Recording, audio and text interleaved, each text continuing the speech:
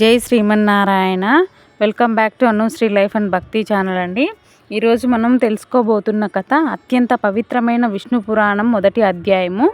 ఈ అధ్యాయంలో సృష్టి ప్రారంభం నుండి పరమాత్ముడైన మహావిష్ణువు ఎలా సృష్టి స్థితి లయలకు మూల కారణమయ్యాడో వివరిస్తుంది.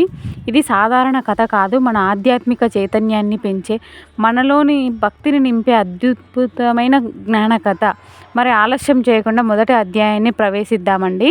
పురాతన కాలంలో మహర్షి మైత్రుడనే తన గురువు అయిన పరాశర మహర్షికి నమస్కరించి ప్రార్థిస్తున్నాడు. ఓ మహర్షి, ఈ జగత్తు ఎప్పుడు ఎలా ఉద్భవించిందో చెప్పండి.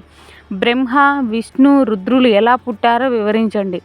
సృష్టికి ముందు ఏమి ఉన్నది అని అప్పుడు ఆ పరమేశ్వర మహర్షి చిరునవ్వుతో సమాధానం ఇస్తున్నాడు. ఓ మైత్రేయ, ఈ ప్రపంచం ప్రారంభమున ఏదీ లేదు. ఆకాశం లేదు, భూమి లేదు, సూర్యచంద్రులు కూడా లేరు.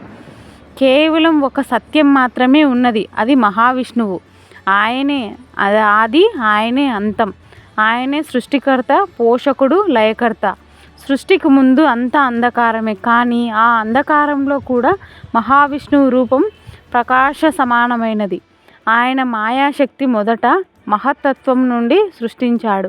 దాని నుండి అహంకారం ఉద్భవించింది. దాని ద్వారా 5 భూతాలు పుట్టాయి: భూమి, నీరు, గాలి, ఆకాశం. ఈ 5 మూలభూతాలు కలిసి సృష్టికి బీజమయ్యాయి. తరువాత విష్ణువు బ్రహ్మరూపంలో సృష్టిని ప్రారంభించాడు.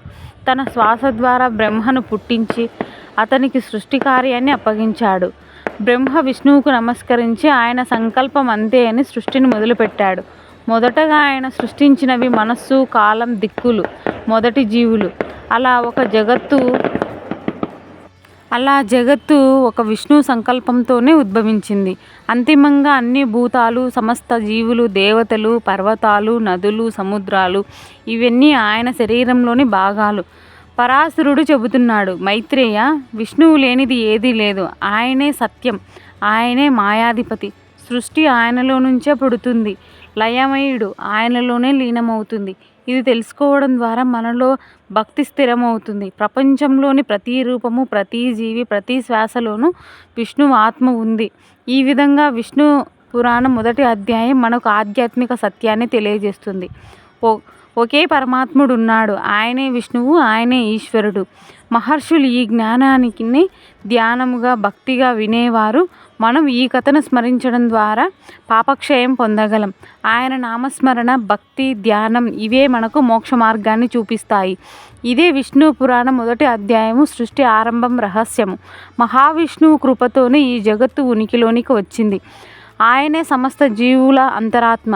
ఈ పవిత్ర జ్ఞాన కథను విన్నవారి ప్రతి ఒక్కరికి ఆ శ్రీమన్నారాయణ ఆశీస్సులు లభించాలని మనసారా కోరుకుంటున్నాము.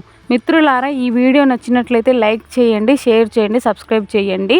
మీ అనుశ్రీ లైఫ్ అండ్ భక్తి ఛానల్ను మరిన్ని భక్తి కథల కోసం తప్పక ఫాలో అవ్వండి. జై శ్రీమన్నారాయణ. జై నమో నారాయణాయ. ఓం నమః శివాయ.